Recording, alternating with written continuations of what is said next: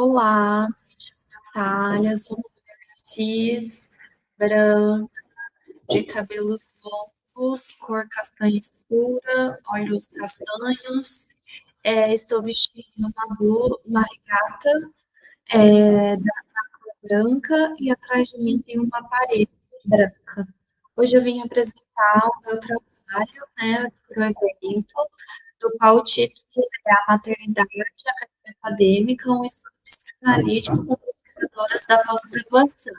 As autoras sou eu, Natália Tinti, e a minha orientadora, Meire Yoko Kamoto.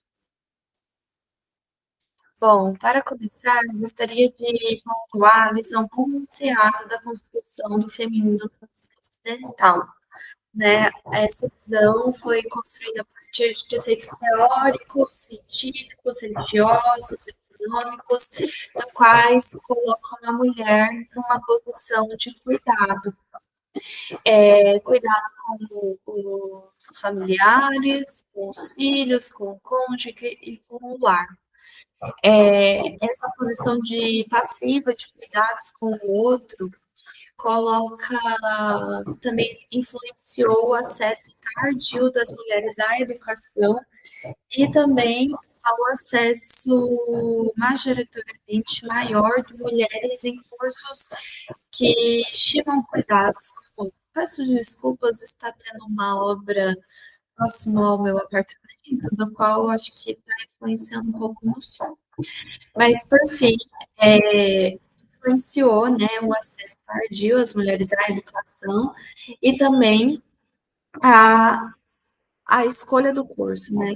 O desejo materno, assim, também é influenciado por esse corpo social, né?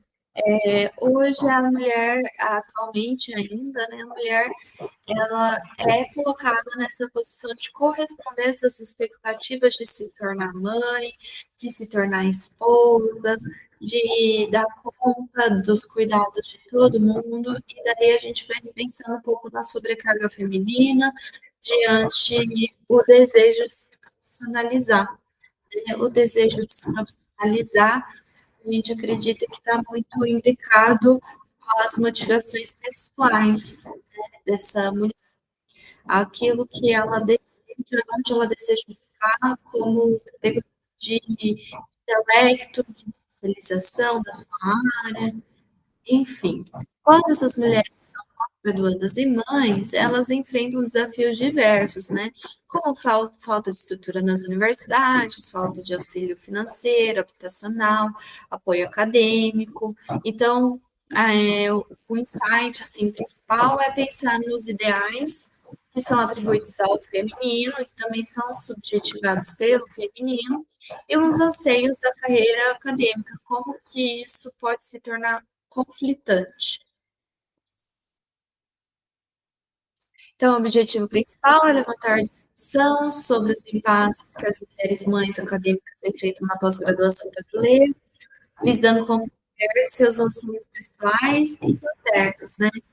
Nesse estudo, eu foco em mulheres hétero, cis, tá bom? Bom, esse estudo, né, essa, essa temática diz da minha pesquisa de mestrado, né? Então, eu fiz a apresentação hoje focando no tratamento biográfico que eu estou fazendo, né, inicial dessa minha pesquisa. Então, é uma pesquisa que também se constitui no campo da pesquisa qualitativa e psicologia, utilizando um aporte teórico psicanalítico.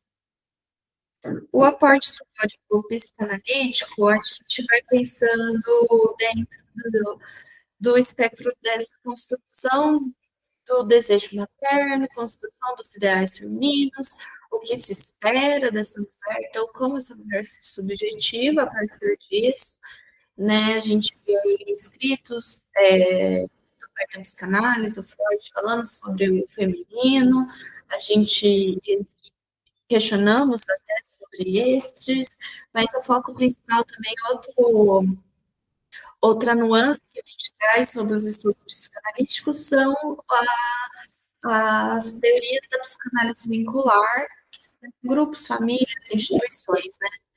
E daí a gente pensa sobre alguns termos dessa teoria, principalmente sobre o termo de meta-garantia, pensando que a meta-garantia é uma função externa ao sujeito, como uma instituição, algo do ambiente, do externo, ao subjetivo do sujeito, no qual auxilia e proporciona um ambiente para que ele possa se realizar, é, garantir os seus direitos, seu bem-estar psíquico, físico, emocional.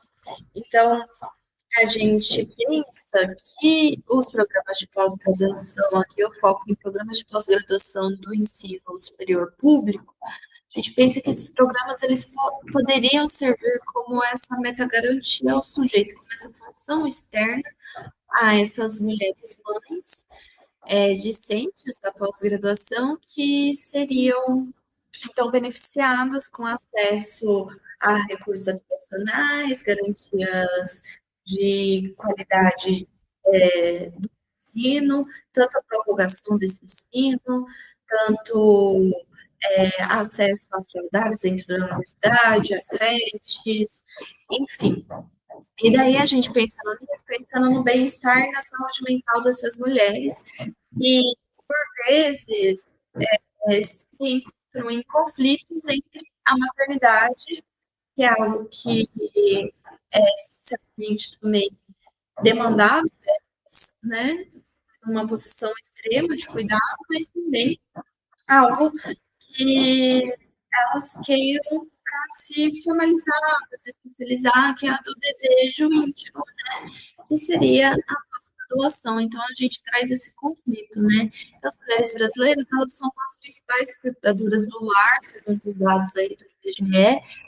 A subjetividade feminina, ela é, então, construída a partir das posições de cuidados com os outros.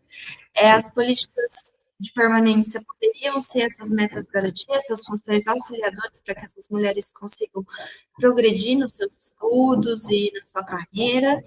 E, e a carreira acadêmica, esse lugar, poderia ser esse lugar de realização em si mesma, própria, e não somente de cuidado com terceiros.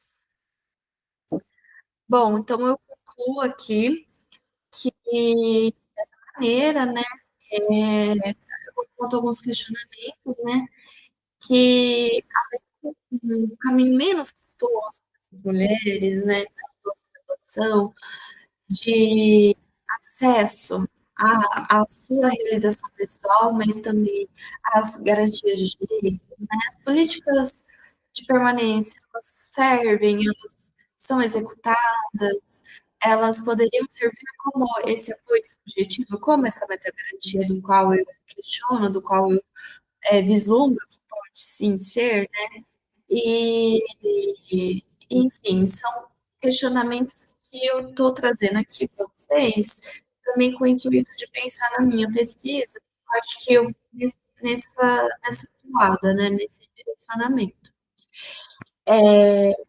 Mas é isso, assim, né, o que a literatura traz é essa questão da sobrecarga, é essa questão de quanto nós mulheres somos indagadas e construídas para cuidado com o outro, a sobrecarga, né, de levar a vida acadêmica, levar a vida de cuidados com os filhos, com os familiares, e levar também, muitas vezes, um terceiro outro emprego, né, um terceiro outro trabalho para dar conta financeiramente de tudo isso, é muito desafiador.